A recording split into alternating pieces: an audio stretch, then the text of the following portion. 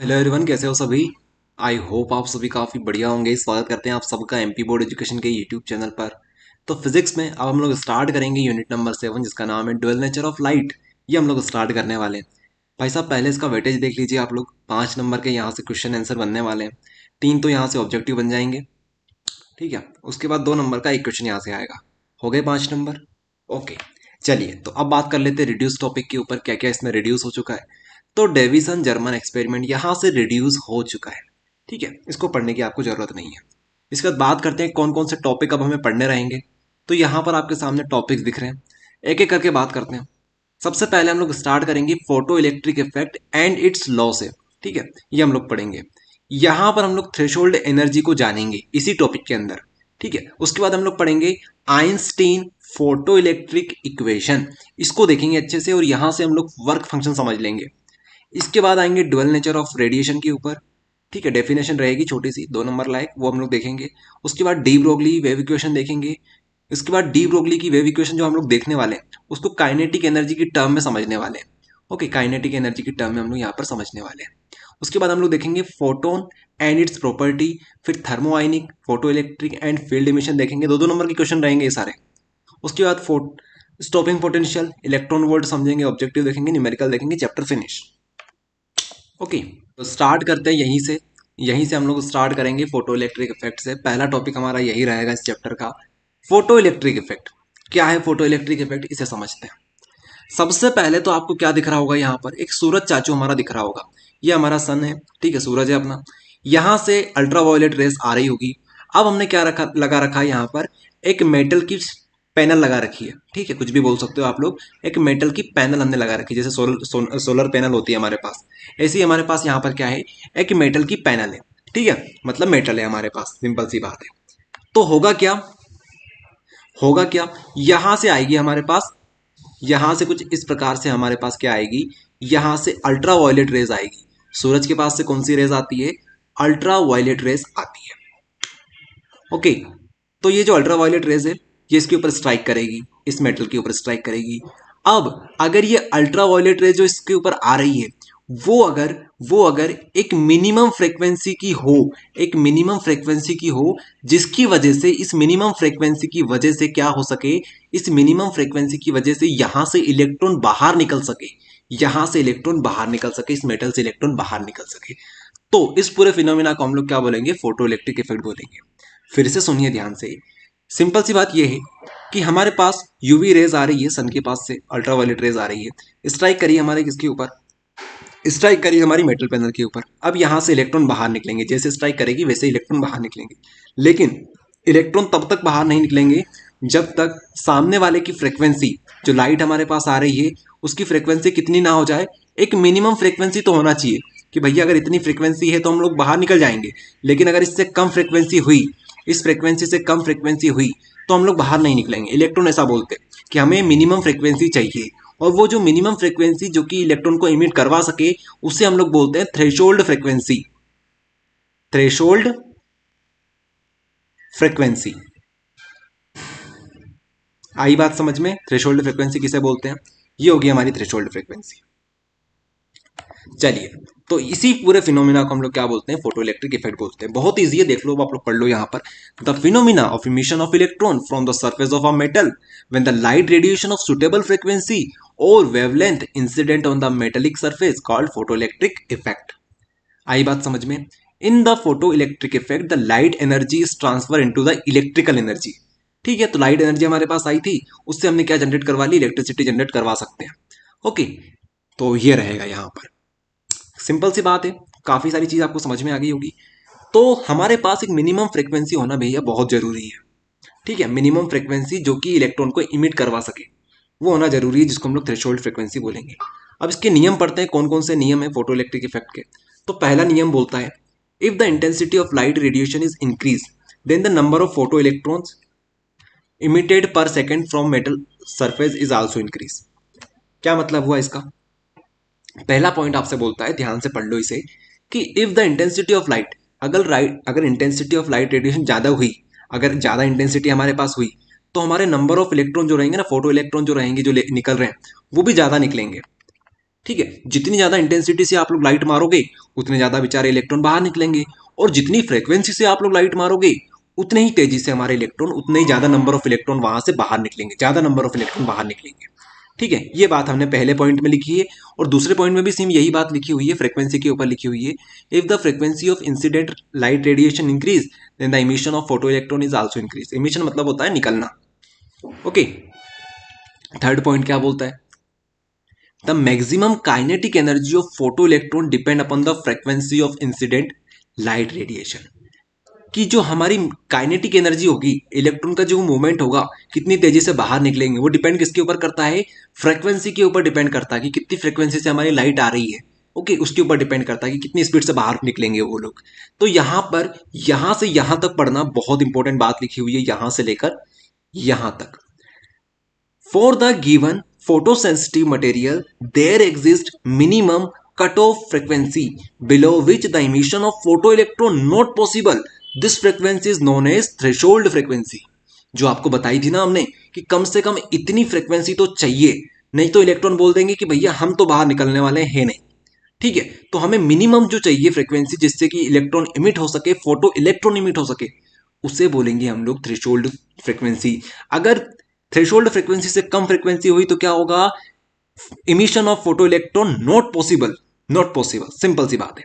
और इसको डिनोट किया जाता है म्यू नोट के साथ। म्यू बनाओ और नोट लगा दो, इस प्रकार से इसको डिनोट किया जाता है। आई बात समझ में? देखो, बहुत सिंपल चैप्टर है और बहुत मजेदार चैप्टर है। ठीक है, one of the favourite chapter है मेरा भी ये। ठीक है, चलिए, तो ये हो जाएगा आइंस्टीन फोटो इलेक्ट्रिक इक्वेशन। अब हम लोग समझेंगे आइंस्टीन की फोटो इलेक्ट्रिक इक्वेशन। वो टॉपिक वहीं पर फिनिश हो गया। ओके, अगला टॉपिक आता है हमारा Einstein photoelectric equation. Einstein explain photo electric effect by using Planck quantum theory. According to this, light radiation travel from one place to another place in the form of bundle of energy. These are called quanta. Quanta या फिर हम लोग इसको बोलेंगे photon. Energy of each photon is h mu. When the photon of energy h mu incident on any metallic substance, its energy is used in two ways. पहले समझिए यहां पर आइंस्टीन ने क्या एक्सप्लेन किया? फोटो इलेक्ट्रिक इफेक्ट को उन्होंने किसकी मदद से किसकी हेल्प से उन्होंने एक्सप्लेन किया? तो बोलोगे प्लैंक क्वांटम थ्योरी की हेल्प से उन्होंने एक्सप्लेन किया। अब प्लैंक कांस्टेंट थ्योरी क्या होती है वो भी आपको आगे बताएंगे। उससे पहले ये समझो, according to this light radiation travel from. Einstein के अकॉर्डिंग क्या बोला गया है? ये बहुत बड़ी बात बोली उन्होंने कि जो हमारे पास लाइट आ रही है ना, जो हमारे पास लाइट आ रही है, मान लो ये मेटल है हमारे पास, इसके ऊपर लाइट जो स्ट्राइक करेगी वो किसके फॉर्म में आ रही है? एक प्रकार से आप लोग बोल सकते हो बलून। बलून समझते हो? बलून, ये हमारे पास क्या है? गुब्बारा है, बलून है हमारे पास। इस बलून में उन्होंने क्या बोला है कि इसके अंदर एनर्जी भरी हुई है। इसके अंदर क्या बनी हुई है? एनर्जी भरी हुई है। ठीक है, लाइट जो होगी ना वो छोटे छोटे, बहुत छोटे छोटे इस प्रकार के बलून के फॉर्म में इसके ऊपर स्ट्राइक करेगी। ठीक है, इसके ऊपर स्ट्राइक करेगी, सरफेस के ऊपर। अब एनर्जी इसके अंदर भरी हुई है। ठीक है, ये बंडल ऑफ एनर्जी है, एक तरह से हम लोग बोल सकते हैं बंडल ऑफ एनर्जी। ठीक है, जिसको हम लोग बलून बोल रहे हैं। अब इसी को उन्होंने नया नाम दे दिया क्वांटा। क्वांटा नाम दे दिया इन्होंने। क्या नाम दे दिया? क्वांटा। और क्वांटा को क्या बोलते हैं? फोटोन बोलते हैं, फोटोन। तो फोटोन क्या हो गए? It is a bundle of energy. What is photon? It is a bundle of energy. और यही एक प्लेस से दूसरी प्लेस पे ट्रेवल करते हैं। अब देखो बहुत मजेदार चीज बताएंगे आपको। जैसे ही ये बंडल ऑफ एनर्जी यहां पर स्ट्राइक की है, आप लोग जानते हो गुब्बारा जो होता है, अगर किसी के ऊपर आप लोग मारते हो तो क्या होता है? वो फैल जाता है सभी दूर। उसके अंदर जो मटेरियल होता है वो सब दूर फैल जाता है। जैसे पानी भरा होता है तो पानी सब दूर निकल जाता है। तो बस वही चीज हम लोग समझने वाले हैं। ठीक है, वही चीज हम लोग समझने वाले हैं। इतनी बात समझ में आ गई? ठीक है, तो फोटोन क्या होता है? Bundle of energy. Energy of each photon is H mu. अब उसके अंदर कितनी एनर्जी भरी हुई है? तो एच म्यू। एच हमारे पास प्लैंक कांस्टेंट, म्यू हमारे पास होती है frequency. H mu amount of energy उसके अंदर भरी हुई होती है। आपने सुना भी होगा, आइंस्टीन की इक्वेशन एक बोलती है E is equals to h mu. E is equals to h mu. Energy कितनी भरी हुई है? E मतलब एनर्जी, एच म्यू, इतनी एनर्जी उसके अंदर भरी हुई है। ठीक है, when photon of energy h mu incident on any metallic surface, जब किसी मेटेलिक सरफेस के ऊपर ये इंसिडेंट करेंगे, its energy is use in two ways. अब इसकी जो एनर्जी होगी ना वो दो प्रकार से यूज की जाएगी। जैसे ही फोटोन ने एक मेटल सरफेस के ऊपर स्ट्राइक किया, ठीक है, इस प्रकार से स्ट्राइक किया, तो क्या होगा, इसकी जो एनर्जी होगी वो दो प्रकार से यूज होगी। अब कौन कौन से दो प्रकार है वो समझते हैं। तो पहला फॉर्म बताया यहां पर, some part of energy of incident radiation is use to break metallic bond and ejected the electron from the surface, this part of the energy is called work function. समझिए इसको। मान लीजिए ये आपके पास सरफेस थी, इसके ऊपर हमने क्या किया, बंडल ऑफ एनर्जी को यहां पर इंसिडेंट करवाया, इसके ऊपर टकराया, तो इसकी जो एनर्जी होगी वो क्या करेगी, इसी मेटल के अंदर के जितने भी इलेक्ट्रॉन्स होंगे, इलेक्ट्रॉन को क्या करेगी, इजेक्ट करवाएगी, बाहर निकालेगी, ठीक है। और साथ साथ इलेक्ट्रॉन को बाहर निकालने से पहले इलेक्ट्रॉन के बीच में या फिर इसके बीच में जो भी बॉन्डेज होंगी, बॉन्ड्स होंगी यहां पर, इन बॉन्ड्स को तोड़ेगी भी सही। तोड़ने के बाद तो क्या होगा, इलेक्ट्रॉन हमारा बाहर निकलेगा। इलेक्ट्रॉन जिस भी बॉन्ड से बंधा हुआ है, मेटेलिक बॉन्ड से बंधा हुआ है, उस मेटेलिक बॉन्ड को तोड़ेगी, उसके बाद इलेक्ट्रॉन को बाहर निकालेगी। तो पहला काम क्या हुआ फोटोन का, कि फोटोन जैसे ही पड़ा सरफेस के ऊपर, पहला काम उसने क्या किया कि जितनी भी मेटेलिक बॉन्ड थी, मतलब जो जहां पर पड़ा तो उस मेटेलिक बॉन्ड को तोड़ा और इलेक्ट्रॉन को इजेक्ट किया, बाहर निकाला, ठीक है। अब इस फिनोमिना को बोला गया है वर्क फंक्शन, कि जो एनर्जी यहां पर यूज हुई है ना उसको बोलेंगे वर्क फंक्शन, ठीक है, वर्क फंक्शन। तो वर्क फंक्शन क्या हो गया, वर्क ऑफ द फंक्शन, इस तरीके से आप लोग समझिए। इसका वर्क फंक्शन क्या हुआ, वर्क फंक्शन मतलब यही कि जो एनर्जी यूज होती है मेटल को तोड़ने में, मेटेलिक बॉन्ड को तोड़ने में और इलेक्ट्रॉन को बाहर निकालने में, उस एनर्जी को क्या बोलते हैं, वर्क फंक्शन बोलते हैं। वर्क फंक्शन को डिनोट किया जाता है फाई नॉट के साथ, फाई नॉट के साथ, ठीक है, फाई नॉट के साथ। अब फाई नॉट क्या है, एनर्जी है। अरे फाई नॉट एनर्जी तो है, तो हम लोग क्या ऐसा लिख सकते हैं कि जो फाई नॉट है वो क्या है, एनर्जी है, बंडल के अंदर जो भरी हुई एनर्जी है वही तो है फाई नॉट। तो फाई नॉट को हम लिख सकते हैं H mu naught, H mu naught, ठीक है। म्यू नॉट क्या हो जाएगा यहाँ पर, थ्रेशोल्ड फ्रीक्वेंसी ऑफ मेटल, क्योंकि इसी फ्रीक्वेंसी के ऊपर हमारा इलेक्ट्रॉन अब बाहर निकलने वाला है, ठीक है। तो ये बात हो गई। फाई नोट क्या है, फिर से बोलो, work function. It is denoted by phi naught equal to h mu. यहां पर एच क्या है हमारे पास, प्लेइंग कांस्टेंट है, म्यू नोट क्या है, थ्रेशोल्ड फ्रीक्वेंसी ऑफ मेटल हो जाएगी। आई बात समझ में, वर्क फंक्शन। चलो एक बात समझ में आ गई कि जैसे ही हमारा फोटोन किसी मेटल के ऊपर इंसिडेंट हुआ, तो उसने एक काम तो ये किया कि उसकी बॉन्ड को ब्रेक कर दिया, उसके बाद वहां से इलेक्ट्रॉन को बाहर निकालना चालू कर दिया। अब दूसरा काम क्या है, दूसरा काम क्या है, तो दूसरा काम जो एनर्जी हमारी बच गई, दो काम बताए थे आपको, पहला काम तो बता दिया, दूसरा काम देखो। दूसरा काम ये, the remaining part of the energy is use to increase the kinetic energy of emitted electron. बहुत सिंपल। अब आपने एनर्जी, आपने इलेक्ट्रॉन को बाहर निकाल दिया, बाकी जो एनर्जी बची हुई है उस फोटोन के अंदर, वो क्या करेगी, इलेक्ट्रॉन की स्पीड को बढ़ाएगी, ठीक है। क्या करेगी, काइनेटिक एनर्जी को इंक्रीज करेगी, उसकी काइनेटिक एनर्जी, चलने की एनर्जी जो होती है उसको इंक्रीज करेगी, बाकी की एनर्जी, ओके, बाकी की एनर्जी क्या करेगी, उसको इंक्रीज करेगी। तो हम लोग काइनेटिक एनर्जी का तो फॉर्मूला जानते हैं, एनर्जी ऑफ काइनेटिक, या फिर काइनेटिक एनर्जी लिख देते हैं ईके के फॉर्म में, तो क्या हो जाएगा 1/2 एम वी का स्क्वायर, मास, वेलोसिटी। अब वेलोसिटी हमारी कैसी होगी, मैक्सिमम होगी, क्योंकि हम लोग क्या बोल रहे हैं कि रिमेनिंग पार्ट की बात कर रहे हैं। आप चाहो तो डायरेक्ट वी भी लिख सकते हो, लेकिन हम लोग यहाँ पर वी मैक्स की यूज करेंगे, क्योंकि यहाँ पर मैक्सिमम स्पीड होगी, वेलोसिटी होगी। तो ये हमारा फॉर्मूला होता है जो कि हम जानते हैं काइनेटिक एनर्जी के फॉर्म में, E K is equals to 1/2 m v square, ठीक है, एम वी स्क्वायर। तो दो प्रकार के हमने यूज किया, एक तो काइनेटिक एनर्जी के फॉर्म में, एक वर्क फंक्शन के फॉर्म में। वर्क फंक्शन क्या बताया था अभी बताओ फिर से, एच म्यू नोट, एच क्या है यहाँ पर, कांस्टेंट है, प्लैंक कांस्टेंट। तो ये दो काम हो गए इसके, एच म्यू नोट। अब टोटल कितनी बनेगी, टोटल एनर्जी क्या बनेगी, दोनों को जोड़ दो, ठीक है, दो पार्ट में यूज की थी हमने एनर्जी को, दोनों को जोड़ दो। तो यहाँ पर म्यू नोट और इक्की को जोड़ेंगे तो क्या आ जाएगा, यहाँ पर हो जाएगा h mu naught 1/2 m v square हो जाएगा। अब ये दोनों में एच एच आ रहा है, तो इन दोनों को एक साइड ले आओ, तो यहाँ पे हो जाएगा पूरा minus H mu minus H mu note, ये हो जाएगा हमारा। यहाँ से एच कॉमन आ सकता है क्या, यहाँ से H mu note, H mu note, यहाँ से हम लोग इसको कॉमन लेने की कोशिश करेंगे, ठीक है। बहुत सिंपल चीजें हैं, ये कोई बड़ा चैप्टर नहीं है ज्यादा। ये देखिए, यहाँ से एच कॉमन आया, म्यू माइनस म्यू नोट हुआ, equals to 1/2 m v square, ठीक है। ये हमारे पास काइनेटिक एनर्जी थी, ये हमारी इस प्रकार से आ गई, ओके, ये रहेगा। अब अगर आप चाहो तो ये जो चीजें हैं इनको आप लोग कुछ इस प्रकार से भी लिख सकते हो। ये तो हमारी इक्वेशन कौन सी हो गई, Einstein's photo electric equation in the term of frequency, ये फ्रीक्वेंसी के टर्म में हमारी हो गई, फ्रीक्वेंसी के टर्म में। अगर आप लोग वेवलेंथ के फॉर्म में चाहते हो तो क्या करोगे, वेवलेंथ के फॉर्म में चाहते हो तो क्या होगा, ये देखो आप लोग ये फ्रीक्वेंसी के फॉर्म में तय हुई है, यही हमारी कौन सी इक्वेशन है, आइंस्टीन की इक्वेशन है, ध्यान रखना। अगर आप लोग वेवलेंथ के फॉर्म में चाहते हो तो भैया क्या करोगे, तो देखो वेवलेंथ क्या होती है पहले तो वो समझो।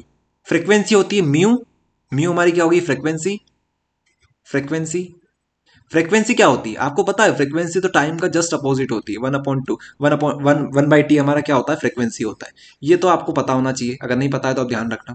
ये हमारी क्या होती है, फ्रीक्वेंसी जो होती है हमारी 1/t होती है।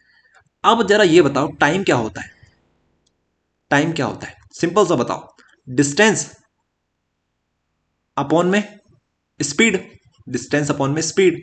अगर हमारे पास डिस्टेंस जो है वो वेवलेंथ है, distance is nothing but wavelength, wavelength wavelength हमारी क्या होती है, वेवलेंथ हमारी डिस्टेंस होती है, ठीक है। वेवलेंथ जो होती है, लेंथ लेंथ क्या आती है, डिस्टेंस में आती है।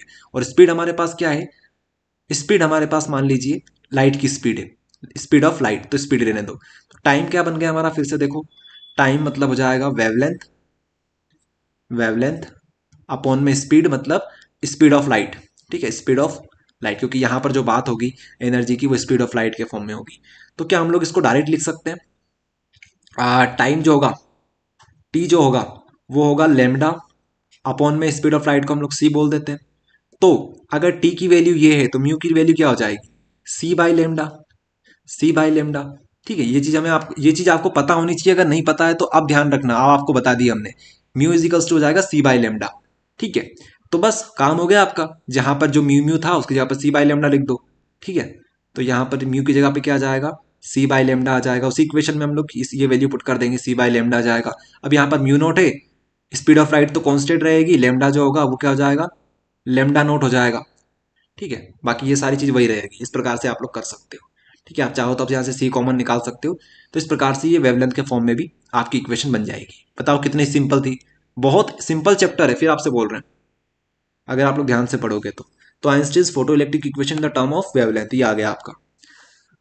फटाफट अगला टॉपिक में स्टार्ट कर देते हैं, dual nature of radiation and D Broglie wave wave wave equation for the matter wave, इस टॉपिक को स्टार्ट करेंगे।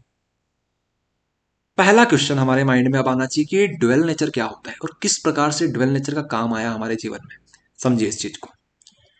बहुत बेसिक से हमने यहां पर स्टार्ट करेंगे।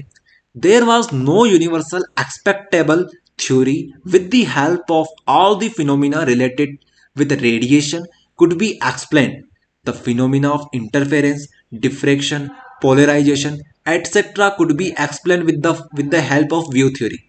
अब सुनिए यहाँ पर क्या बताया जा रहा है।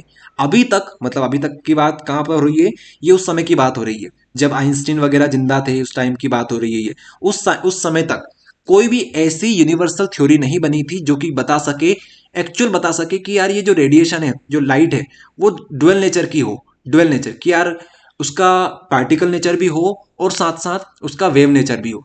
ये कोई भी थ्योरी नहीं बता रही थी उस टाइम तक, ठीक है। No universal expectable theory with the help of all the phenomena related to radiation could be explain. जितने भी फिनोमिना हमारे पास हो रहे थे, जैसे कि उस टाइम पे कौन कौन से फिनोमिना हो रहे थे, एक तो फोटो इलेक्ट्रिक इफेक्ट अभी आपने देखा वो हो गया था उस टाइम पर। इसके अलावा इंटरफेरेंस, डिफ्रेक्शन, पोलराइजेशन, ये सारे हो रहे थे फिनोमेना। तो कभी हम लोग यूज कर रहे थे वेव थ्योरी, कभी हम लोग मतलब वेव थ्योरी का मतलब है कभी हम लोग लाइट को वेव की तरह ट्रीट कर रहे थे और कभी हम लोग लाइट को किसी पार्टिकल के फॉर्म में ट्रीट कर रहे थे। जैसे हमने रे ऑप्टिक्स देखा तो वहां पर क्या बात हो रही थी, पार्टिकल के फॉर्म में बात हो रही थी। लेकिन जैसे ही वेव थ्योरी आई तो वहां पर वेव के फॉर्म में बात हुई। तो ऐसी कोई थ्योरी नहीं बननी थी कि जो बता सके दोनों का नेचर, दोनों को प्रूव कर सके। तो क्या हुआ, जैसे कि इंटरफेरेंस, डिफ्रेक्शन और polarisation could be explain with the help of wave theory. अब इंटरफेरेंस हमने देखा था, डिफ्रेक्शन देखा था, पोलराइजेशन जो चीजें थी ये सब वेव थ्योरी के अंदर आती है, तो वेव थ्योरी इसको एक्सप्लेन कर रही थी। लेकिन wave theory but could not explain by the quantum theory. अब जो वेव थ्योरी है वो इसको एक्सप्लेन कर रही थी, लेकिन क्वांटम थ्योरी इसको एक्सप्लेन नहीं कर पा रही थी। Quantum theory interference, diffraction, polarisation को एक्सप्लेन नहीं कर पा रही थी। This phenomena shows this the wave nature of radiation. ये सिर्फ क्या बता रही थी, सिर्फ वेव नेचर बता रही थी। इन द अदर हैंड दूसरे हाथ में हम लोग देखते हैं तो क्या है, फोटो इलेक्ट्रिक इफेक्ट, जैसे फोटो इलेक्ट्रिक इफेक्ट हो गया, क्वांटम इफेक्ट हो गया, रिफ्लेक्शन हो गया, रिफ्रैक्शन हो गया, could not been explain by the wave theory. अब ये जैसी चीजें, photo electric effect, quantum effect, reflection, ये वेव थ्योरी से नहीं प्रूफ हो रहे थे। वेव थ्योरी की मदद से इसको आप लोग एक्सप्लेन नहीं कर सकते। This phenomena shows the particle nature of the radiation. अब ये जो फिनोमिना था ये पार्टिकल नेचर शो कर रहे थे किसका, उसका रेडिएशन का। ओके, तो ऐसे में कहा यह गया कि this few the few phenomena shows wave nature of radiation and few shows the particle nature of radiation. This is called dual nature of radiation. कुछ फिनोमिना ऐसे होते हैं जो कि ड्यूअल नेचर शो करते हैं, dual nature of radiation, and few shows particle nature of radiation. पहले कुछ फिनोमिना वेव नेचर शो करते हैं, कुछ फिनोमिना हमारे पार्टिकल नेचर शो करते हैं। इसलिए हमने कह दिया कि जो हमारी जो लाइट है वो ड्यूअल नेचर की है, तो ड्यूअल नेचर ऑफ रेडिएशन इस प्रकार से कहा गया। आई बात समझ में, ये चीजें हैं।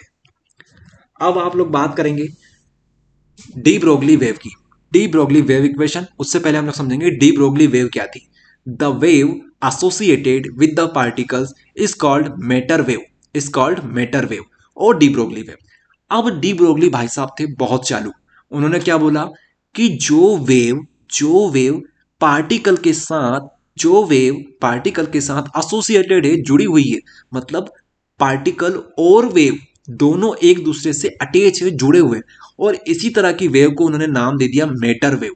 क्या दे दिया, मेटर वेव, और उसी के नाम पे एक नाम पड़ गया डी ब्रोगली वेव। जिसने खोज करी उसके नाम पे इसका नाम दे दिया। ओके, डी ब्रोगली वेव इस तरीके से। बस इतनी ही है। मेटर वेव क्या होती है, मेटर वेव वो होती है जो कि wave associated with the particle, particle से जो वेव जुड़ी हुई होती है उसी को बोलते हैं मेटर वेव। अब इसकी कुछ प्रॉपर्टी है वो देख लो। For the light particles wavelength will be greater. अगर आप लोग लाइट पार्टिकल की बात करते हो, लाइट पार्टिकल्स के लिए वेवलेंथ उसकी ज्यादा होनी चाहिए। और the matter waves are not electromagnetic in nature, और जो हमारी मैटर वेव्स होगी वो इलेक्ट्रोमैग्नेटिक इन नेचर नहीं होगी। ये दो इसकी प्रॉपर्टी होती है मैटर वेव की। ओके, और भी प्रॉपर्टीज होती है, लेकिन ये दो प्रॉपर्टी आप लोग लिख दोगे तो 2 नंबर आपको दे दिए जाएंगे। ठीक है, चलिए आगे बढ़ते हैं। अब क्या पूछा था हमने, डी ब्रोगली वेव इक्वेशन। अब डी ब्रोगली की वेव की इक्वेशन निकालते हैं, कैसे निकलेगी इक्वेशन। देखिए, if a particle of mass m, थोड़ी देर के लिए मान लीजिए, if a particle of mass m, हमारे पास जो पार्टिकल है उसका मास एम है, is moving with the velocity v, उसकी वेलोसिटी वी है, then de Broglie wavelength, और उसकी जो वेव लेंथ है वो लेमडा है, can given by the following equation. According to Planck energy of photon is given by the following equation.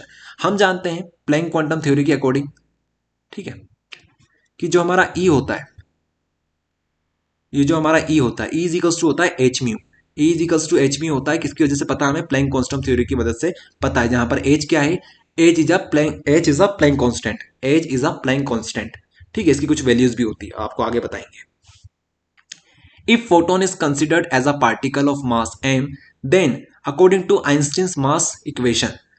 अब अगर हम लोग इस इक्वेशन को ध्यान दें, ये क्या है हमारी, ये किसके द्वारा दी गई थी, प्लैंक के द्वारा दी गई थी। ठीक है, प्लैंक एक साइंटिस्ट थे, उनके द्वारा दी गई थी।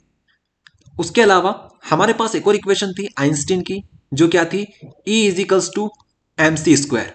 ये तो आप सभी जानते होंगे, आइंस्टीन की इक्वेशन है E is equals to m c square. M हमारे पास मास है, सी हमारे पास स्पीड ऑफ लाइट है, इसका स्क्वायर करना है आपको, तो E आ जाएगा, हमारे पास एनर्जी आ जाएगी। तो अगर इन दोनों वैल्यूज को सेम रख दें, मतलब इन दोनों वैल्यूज को कंपेयर करें, तो हम लोग क्या लिख सकते हैं कि h mu is equals to m c square, h mu is equals to m c square, h mu is equals to m c square. अब म्यू की वैल्यू हमें अभी आप थोड़ी देर पहले बताई थी आपको, म्यू जो होता है वो होता है सी बाय लेमडा। ठीक है, म्यू क्या होता है, सी बाय लेमडा। अरे म्यू जो होता है वो यही तो होता है, सी बाय लेमडा। तो सी बाय लेमडा हम लोग क्या रखेंगे, म्यू की वैल्यू रख देंगे। ठीक है, देखो अब आप लोग आगे, पहले तो हमने क्या किया, फिर से सुनो ध्यान से। हमने डी ब्रोगली वेव इक्वेशन में कुछ नहीं किया ज्यादातर, हमने सिर्फ एक ही बात का ध्यान रखा कि सबसे पहले तो प्लैंक थ्योरी निकाल लो, प्लैंक की जो एनर्जी इक्वेशन है वो निकाल लो, और आइंस्टीन की इक्वेशन निकाल लो। दोनों की इक्वेशन हमारे हाथ में आ गई, अब दोनों को इक्वल रख दो, बात खत्म, वही की वही।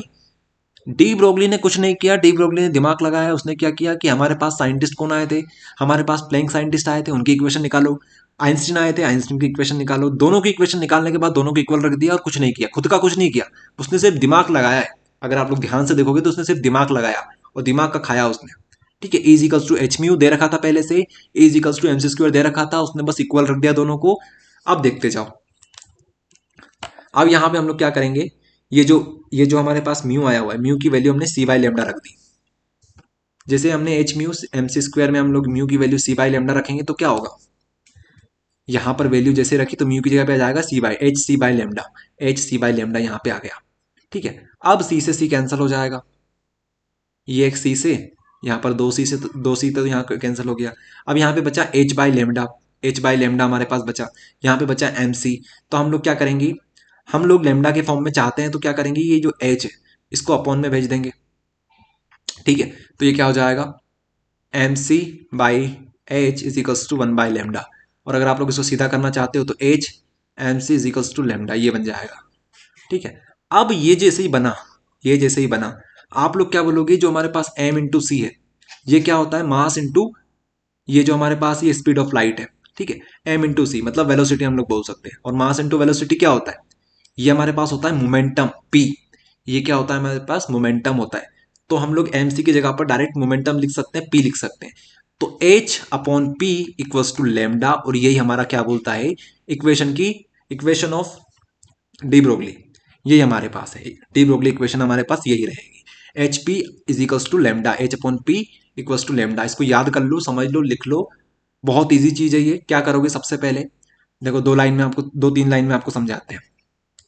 पहली लाइन बोलती है कि प्लैंक, प्लैंक की इक्वेशन को इक्वल रख दो आइंस्टीन की इक्वेशन के। ठीक है, उसके बाद क्या करोगे, थर्ड थर्ड फंडा क्या करोगे कि जो हमारे पास म्यू दे रखा है उसको सी बाय लेमडा रख दो। थर्ड में क्या करोगे, जो आपके पास अगर एमसी आएगा नीचे उसको आप लोग क्या लिख दो, पी लिख दो, मतलब मोमेंटम लिख दो। ये तीन स्टेप याद हो गई तो काम खत्म। ठीक है, ये रहेगा आपका। आगे बढ़ते हैं, ये भी हमारा हो गया फिनिश। ठीक है, ये सारी बात यहाँ पर हमने लिख दी। वैसे तो यहाँ पर जो लेमडा है वो लेमडा हमारे पास वेवलेंथ है, पी हमारे पास मोमेंटम है, ये यहाँ पर लिखा हुआ है वैसे। ओके, आगे देखिए, if speed of particle of mass m is v, then its momentum will be p is equals to mv, then de Broglie wavelength associated with the particle can be written as lambda is equals to h m v। तो वही बात यहाँ पर लिखी हुई है कि मान लो अगर आपके पास मोमेंटम जो है, हमारे हमारे पास जो आंसर आया था वो आया था lambda is equals to h upon p, where p is equals to, या फिर हम लोग डायरेक्ट इसको इस तरह से लिख सकते हैं एम सी। ठीक है, ये हम लोग लिख सकते हैं। तो हमारे पास ये दो चीजें आई थी। ठीक है, अगर हमारे पास सी की जगह पर वी दे रखा हो, सी की जगह पर वी दे रखा हो, सी हमारे पास स्पीड ऑफ लाइट थी तो वी हमारे पास एक वेलोसिटी होगी, नॉर्मल वेलोसिटी। तो आप लोग क्या कर सकते हो, डायरेक्ट इस तरह से भी कर सकते हो, is equal to m v. ठीक है, ये भी बिल्कुल सही है, कोई दिक्कत नहीं है, ऐसा भी कर सकते हो। अब हम लोग क्या करने वाले हैं, हम लोग क्या करने वाले हैं, इसको आगे देखिएगा। हम लोग इसी का इस्तेमाल करेंगे, D Broglie wave equation in the term of kinetic energy. हम लोग डी ब्रोगली वेव इक्वेशन को काइनेटिक एनर्जी के फॉर्म में लिखने वाले हैं। वैसे तो एग्जाम में ये चीज नहीं आएगी, लेकिन ऑब्जेक्टिव के पॉइंट ऑफ व्यू से ये जो टॉपिक चल रहा है, यहां से स्टार्ट होगा ना जो टॉपिक, ये ऑब्जेक्टिव के पॉइंट ऑफ व्यू से इंपॉर्टेंट है। ठीक है, बाकी आपको अगर डी ब्रोगली वेव इक्वेशन आती है तो पीछे जो हमने करा था lambda is equals to h upon p, यहीं तक करके करके आना है, इससे आगे नहीं करना है आप।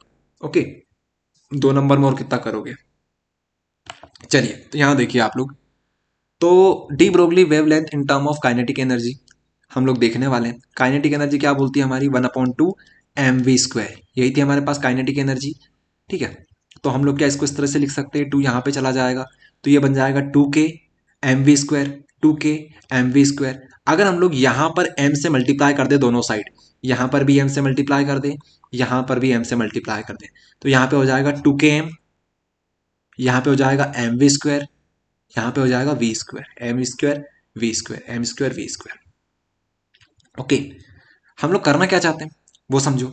हम लोग यूज करना चाहते हैं इसको, lambda is equals to h upon m v. ठीक है, इसको हम लोग यूज करना चाहते हैं। ठीक है, इसलिए हम लोग यहां पर इस प्रकार से किया। अब क्या होगा, अब क्या होगा भैया, तो हम लोग क्या कर सकते हैं, by equation one, by equation one से हम लोग जानते हैं लेमडा इज इक्वल्स टू होता है एच अपॉन एम वी, ये हम लोग पहले से जानते हैं। तो हम लोग इस एम वी की जगह पर क्या रख सकते हैं, इस एम वी की जगह पर क्या रख सकते हैं वो सोचो। तो आप लोग इस एम वी की जगह पर ये चीज रख सकते हो, ये यहाँ पर हमने जो अभी निकाला था ना, इसको क्लीन करते हैं पहले। तो ये जो हमने निकाला है इसको आप लोग रख सकते हो। ये अगर यहाँ से स्क्वायर, यहाँ पर भी स्क्वायर है, यहाँ पर भी स्क्वायर है, तो आप लोग इसको इस तरीके से भी लिख सकते हो कि two K m equals to m v, और यहाँ पे जब दोनों ये जो स्क्वायर यहाँ पे लगा हुआ है, अगर ये स्क्वायर को यहाँ से हम हटा दें तो यहाँ पर एक अंडर रूट चढ़ जाएगा। ठीक है, तो हम लोग इस प्रकार से भी ये कर सकते हैं। ठीक है, तो यहाँ पर आप लोग डायरेक्ट देख सकते हो ये, तो हम लोग एम वी की जगह पर क्या रख सकते हैं, 2 km अंडर रूट रख सकते हैं, अंडर रूट 2 km हम लोग रख सकते हैं। तो ये भी हमारे पास क्या बन गई एक, ये भी हमारे पास एक इक्वेशन बन गई काइनेटिक एनर्जी के फॉर्म में, काइनेटिक एनर्जी के फॉर्म में ये बन चुकी है। इस प्रकार से ये कर सकते हो, अगर ऑब्जेक्टिव आए काइनेटिक एनर्जी के फॉर्म में तो इस प्रकार से कर देना। ओके, और भी आप लोग चाले कर सकते हो इसके, जैसे ये तो आपको बता दिया हमने, de Broglie wavelength of electron. अब अगर आपको इलेक्ट्रॉन के फॉर्म में चाहिए तो क्या कर लोगे, इलेक्ट्रॉन के फॉर्म में चाहिए तो जो के होता है उसको आप लोग इलेक्ट्रॉन वोल्ट लिख दोगे। इलेक्ट्रॉन वोल्ट अभी आपको समझाएंगे, लेकिन अभी आप लोग चाहो ऑब्जेक्टिव के पॉइंट ऑफ व्यू से तो इसको आप लोग ईवी भी लिख सकते हो, के की जगह पर आप लोग क्या लिख सकते हो, ईवी लिख सकते हो, इलेक्ट्रॉन वोल्ट लिख सकते हो। तो यहाँ पर के जो है उसकी जगह पर ईवी लिख दो, बस खत्म यहाँ पर। ठीक है, ऐसा कर सकते हो आप लोग, ये रहेगा यहाँ पर, ये ऑब्जेक्टिव के पॉइंट ऑफ व्यू से इंपॉर्टेंट है भैया। ओके, यहां से ऑब्जेक्टिव के पॉइंट ऑफ व्यू से इंपॉर्टेंट है, यहां से क्वेश्चन इस प्रकार से नहीं बनेगा, पहले ही बोल देते हैं आपसे। चलिए अगला टॉपिक जो हमारा है वो है what is photon, right it's property. Photon क्या होता है, अभी आपको समझाया था, बताओ फोटोन क्या होता है। The light radiation travel from one place to another place in the form of bundle of energy, this are called quanta और फोटोन। वही ये बात है कि जो बंडल ऑफ एनर्जी होते हैं वही हमारे क्या कहलाते हैं, क्वांटा कहलाते हैं, या फिर उन्हीं को हम लोग फोटोन बोलते हैं। अब फोटोन की 4-5 प्रॉपर्टी होती है, वो पढ़ लो, यहाँ पर लिखी हुई है। अब photon has energy and momentum, photon के पास क्या होता है, एनर्जी भी होती है और मोमेंटम भी होता है, बताया था ना आपको, एनर्जी और मोमेंटम दोनों होते हैं भैया। ठीक है, इसके पास, फोटोन के पास एनर्जी भी होगी और मोमेंटम भी होगा। उसके बाद सेकंड पॉइंट हमारा बोलता है photon has no rest mass, ये बहुत इंपॉर्टेंट है ऑब्जेक्टिव के पॉइंट ऑफ व्यू से, इसका कोई रेस्ट मास नहीं होता है। जो फोटोन होता है ना उसका हम लोग रेस्ट मास 0 कंसिडर करके चलते हैं। ओके, ये आपको याद रखना है। थर्ड जो पॉइंट बोलता है energy of photon is independent of intensity of radiation. अब आप लोग खुद सोच के देखो यार, कि एक अगर आपके पास फोटोन है, फोटोन, तो उसके अंदर जो एनर्जी होगी वो क्या रेडिएशन के ऊपर डिपेंड करेगी, इंटेंसिटी ऑफ रेडिएशन के ऊपर डिपेंड करेगी, उसकी तो खुद की एक एनर्जी होगी ना, उसके अंदर तो एनर्जी जो भरी हुई है वो भरी हुई है पहले से ही। तो एनर्जी ऑफ फोटोन, फोटोन के अंदर जो एनर्जी भरी हुई है वो इंडिपेंडेंट है इंटेंसिटी ऑफ रेडिएशन से, ये आपको याद करना है। Photon is electrically neutral, photon जो होते हैं वो इलेक्ट्रिकली न्यूट्रल होते हैं, ना कोई चार्ज होता है उनके ऊपर, ना पॉजिटिव नेगेटिव, ऐसा कोई चार्ज नहीं होता है। ठीक है, तो ये ऑब्जेक्टिव के पॉइंट ऑफ व्यू से ये जो पॉइंट है ना, दो सेकंड और थर्ड वाला, इनको आप लोग याद कर लेना, नो रेस्ट मास और इंडिपेंडेंट ऑफ रेडिएशन। चलिए, तो ये हमारा खत्म हो गया। अब हम लोग और टॉपिक के ऊपर बात करते हैं, थर्मो आयनिक इमिशन, फोटो इलेक्ट्रिक इमिशन और फील्ड इमिशन। बहुत सिंपल सिंपल चीजें हैं, बहुत आसानी से समझ में आ जाएगी। थर्मो आयनिक इमिशन क्या होता है, thermo, the phenomena of emission of electron when it is heated is called thermo ionic emission. यहां पर देखिए, the phenomena of emission of electron when it is heated. मान लो एक आपके पास सरफेस ऑफ मेटल है, ये आपके पास सरफेस है, ठीक है, किसी मेटल की सरफेस है। अगर आपको इसमें से इलेक्ट्रॉन बाहर निकालने हैं, इस सरफेस से आपको इलेक्ट्रॉन बाहर निकालने हैं, तो यहाँ पे हम लोग हीटिंग का यूज करते हैं। आप इसको हीट कर दो, गर्म कर दो इसको। ठीक है, अब ऐसे गर्म नहीं करना है आपको, गर्म करने के बहुत सारे तरीके होते हैं। अगर जैसे ही आप लोग इस सरफेस को गर्म करोगे, इलेक्ट्रॉन यहाँ से बाहर निकल जाएंगे। बस ये इसको बोलते हैं थर्मो आयनिक इमिशन, मतलब हीटिंग का यूज करते हैं, the phenomena of emission of electron when it is heated. ठीक है, तो ये हो जाएगा। उसके बाद थर्ड पॉइंट तो आपको समझ ही रखा है, फोटो इलेक्ट्रिक इमिशन। एक बार और देख लीजिए, photo electric emission, when electromagnetic radiation of suitable frequency is allowed to fall on a photosensitive substance, the electron are ejected from the surface, this phenomena is called photoelectric emission। जो हमने देखा था ना photoelectric effect, वही आप लोग यहाँ पर लिख सकते हो। ठीक है, तो व्हेन इलेक्ट्रोमैग्नेटिक रेडिएशन, मतलब वही लाइट की बात यहाँ पे हो रही है। जैसे ही लाइट एक सुटेबल फ्रिक्वेंसी के साथ किसी फोटोसेंसिटिव सब्सटेंस के ऊपर गिरती है तो क्या होती है, वहां से इलेक्ट्रॉन बाहर निकलते हैं। उन बाहर इलेक्ट्रॉन निकलेंगे तो उस फिनोमिना को क्या बोला जाएगा, फोटो इलेक्ट्रिक इमिशन बोला जाएगा। थर्ड वाला क्या है, फील्ड इमिशन, फील्ड मतलब मैग्नेटिक फील्ड, तो यहाँ पर हम लोग मैग्नेटिक फील्ड का यूज करेंगे। The phenomena of ejection of electron from the surface of metal due to the application of strong electric field is called field emission. Very sorry, यहाँ पर हम लोग इलेक्ट्रिक फील्ड यूज करेंगे, ना कि magnetic field. Okay, electric field. तो field emission क्या होता है भैया, the phenomena of ejection of electron from the surface of metal due to the application of strong electric field. यहाँ पे इलेक्ट्रिक फील्ड यूज की जाती है। ओके, तो सिंपल सिंपल चीजें हैं, ये आप लोग देख सकते हो। डेफिनेशन आएगी एग्जाम में तो लिख देना 2 नंबर में। आगे बढ़ते हैं, स्टॉपिंग पोटेंशियल के ऊपर बात करते हैं। अब खत्म होने वाला चैप्टर। स्टॉपिंग पोटेंशियल क्या होता है? The potential difference need to be applied to the potential difference need to applied to stop a moving charge is called stopping potential और अ कट ऑफ पोटेंशियल। क्या मतलब हुआ इसका? कि जो पोटेंशियल हमें जरूरी है, जो पोटेंशियल हमें जरूरी है, जो पोटेंशियल डिफरेंस जो हमें जरूरी है, किस चीज के लिए जरूरी है? एक मूविंग चार्ज को, एक मूविंग चार्ज को स्टॉप करने के लिए। To stop a moving charge is called stopping potential. नाम से ही सिंपल है कि स्टॉपिंग, स्टॉप कर दो। आप लोग क्या करोगे? एक इलेक्ट्रॉन इमिट हो रखा है, इलेक्ट्रॉन इमिट हो रखा है, यहां पर लिख देते हैं कलर चेंज करके। एक इलेक्ट्रॉन बाहर निकल इसको इलेक्ट्रॉन जो निकला हुआ है बाहर, ये ट्रेवल कर रहा है। अब इस इलेक्ट्रॉन को आपको रोकना है, तो आप लोग क्या लगाओगे? एक पोटेंशियल लगाओगे। ठीक है, एक पोटेंशियल आप लोग यहां पर अप्लाई करोगे। तो जो पोटेंशियल आप लोग अप्लाई कर रहे हो इस इलेक्ट्रॉन को रोकने के लिए, उसे बोलेंगे स्टॉपिंग पोटेंशियल या फिर कट ऑफ पोटेंशियल। इसकी प्रॉपर्टी देख लो। It depend upon the frequency of light and nature of material. तो ये फ्रीक्वेंसी के ऊपर डिपेंड करेगा और नेचर ऑफ मटेरियल के ऊपर डिपेंड करेगा। It does not depend upon the frequency of light. और लाइट की फ्रीक्वेंसी के ऊपर ये बिल्कुल भी डिपेंड नहीं करेगा, इंटेंसिटी ऑफ लाइट के ऊपर ये डिपेंड नहीं करेगा। क्या मतलब हुआ इसका? It does not depend upon the frequency of light. Light कितनी फ्रीक्वेंसी से आ रही है इसको कोई मतलब नहीं है, इसका काम है इलेक्ट्रॉन को रोकना, वो रोकेगा। अगर इलेक्ट्रॉन को रोक ही नहीं रहा तो इसका मतलब है वो स्टॉपिंग पोटेंशियल नहीं है। आई बात समझ में? फ्रीक्वेंसी कितनी ही हो इसको फर्क नहीं पड़ता है, इसका काम है रोकने का, रोकेगा। अगर नहीं रुकेगा तो वो स्टॉपिंग पोटेंशियल नहीं कहलाएगा। वही बात नीचे लिखी हुई है, इंटेंसिटी से भी इसको कोई फर्क नहीं पड़ता है। ओके, चलिए आगे देखिए। इलेक्ट्रॉन वोल्ट, इसको समझिए क्या होता है electron volt. The energy gain by one electron when it is accelerated by a potential difference of 1 volt is called electron volt. यहां पर देखिए, the energy gain by one electron when it is accelerated on a potential difference of 1 volt. मान लो आपके पास एक electron है, electron है, इस ये क्या हो रहा है? ये जो इलेक्ट्रॉन है ये एक्सेलरेट हो रहा है, आगे जाता जा रहा है। क्या इसका एक्सेलरेशन क्या रहेगा? ये उस एक्सेलरेशन से जा रहा है जिसका पोटेंशियल डिफरेंस कितना हो? 1 वोल्ट हो। एक 1 वोल्ट का पोटेंशियल डिफरेंस हमने इसके ऊपर अप्लाई कर दिया। क्या कर दिया है? 1 वोल्ट का पोटेंशियल डिफरेंस इसके ऊपर अप्लाई कर दिया है और इसको हमने एक्सेलरेट कर दिया, एक्सेलरेट कर दिया। ठीक है, अब एक्सेलरेट करने का मतलब समझ रहे हो? वो बढ़ता जाएगा, रुकेगा नहीं, अब बढ़ता जाएगा, बढ़ता जाएगा, बढ़ता जाएगा, बढ़ता जाएगा। अब ये जो जब भी इसका एक्सेलरेशन बढ़ेगा, चलता जाएगा ये इलेक्ट्रॉन, तो वैसे वैसे ये एनर्जी को गेन करेगा। अब वो जितनी एनर्जी गेन करेगा उसको बोलेंगे इलेक्ट्रॉन वोल्ट। और ध्यान रहे यहां पर हम लोग एक इलेक्ट्रॉन की बात कर रहे हैं, सिंगल इलेक्ट्रॉन की। तो एक इलेक्ट्रॉन को आपने 1 पोटेंशियल डिफरेंस से एक्सेलरेट कर दिया। अब जितनी एनर्जी ये गेन करेगा वो क्या कहलाएगी भैया? इसकी वो कहलाएगी इलेक्ट्रॉन वोल्ट। 1 इलेक्ट्रॉन वोल्ट यही टर्म कहलाएगी। अब यहां पर देखिए, 1 इलेक्ट्रॉन वोल्ट जो होता है उसकी वैल्यू होती है 1.6 इंटू 10⁻⁻19 जूल। ठीक है, ये आपको याद करके चलना है, ऑब्जेक्टिव में ही आ सकता है। ठीक है, तो ये भी आपको समझा दिया।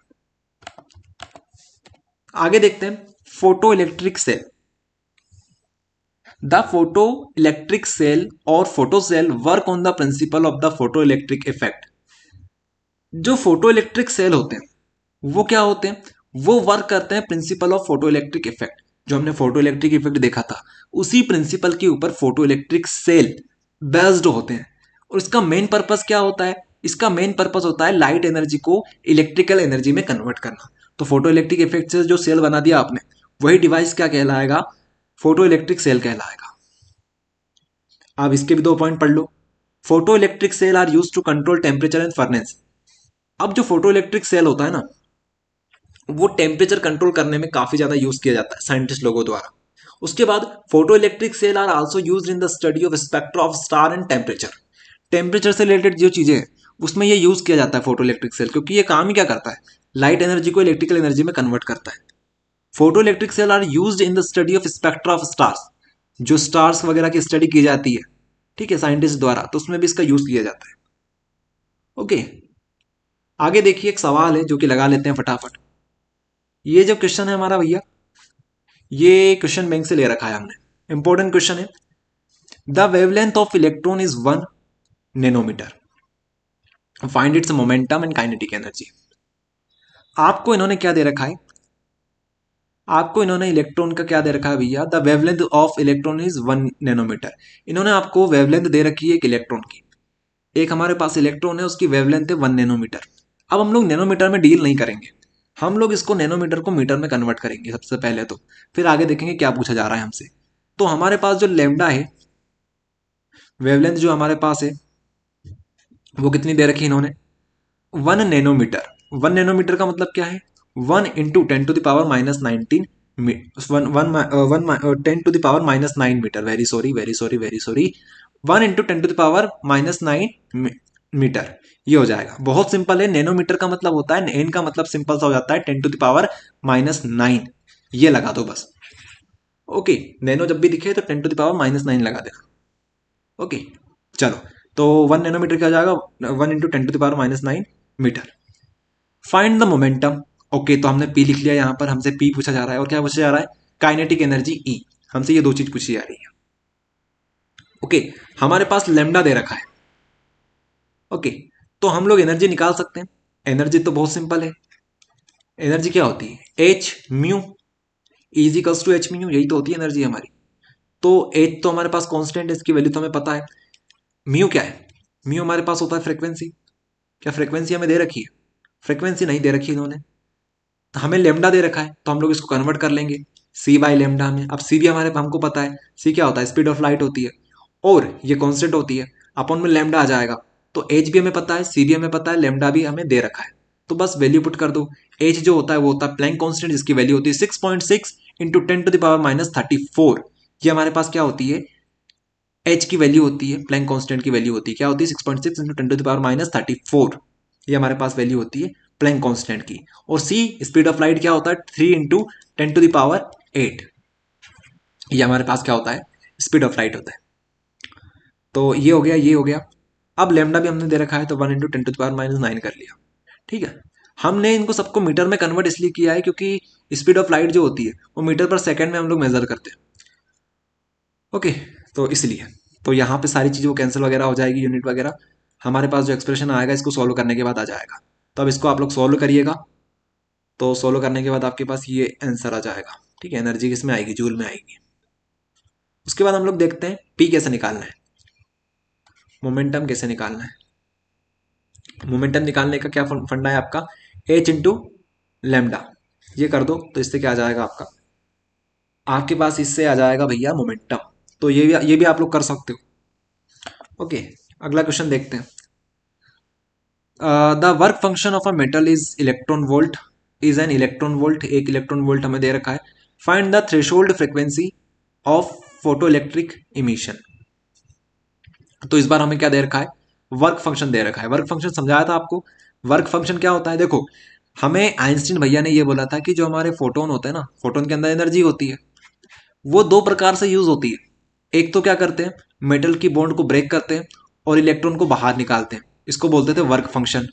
ठीक है, एक और काम क्या था इसका, कि जब इलेक्ट्रॉन बाहर निकल जाएगा तो अब इसको क्या करेंगे, काइनेटिक एनर्जी प्रोवाइड करेंगे। दो काम होता था, तो पहला काम हमने देखा था वर्क फंक्शन का। तो वर्क फंक्शन को हम लोग फाई नोट से डिनोट करते थे, जिसकी वैल्यू होती थी एच म्यू नोट।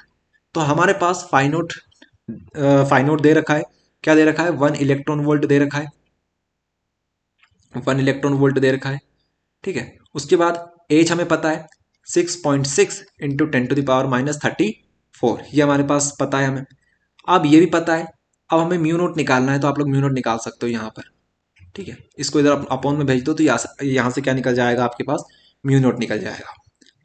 ठीक है, इस तरीके से आप लोग म्यू नोट निकाल सकते हो। यहाँ पर यू दिख रहा है आपको, लेकिन ये म्यू है, म्यू नोट। तो इस तरीके से आप लोग इसको भी सोल्व कर लीजिएगा। ओके, ये रहेगा। तो इस तरीके से ये चैप्टर हमने कर दिया है फिनिश। ऑब्जेक्टिव हम लोग इसके प्रैक्टिस करने वाले हैं। ओके, अलग से प्रैक्टिस करेंगे इसकी। तब तक के लिए आप लोग पढ़ाई करें। All the very best and thank you everyone.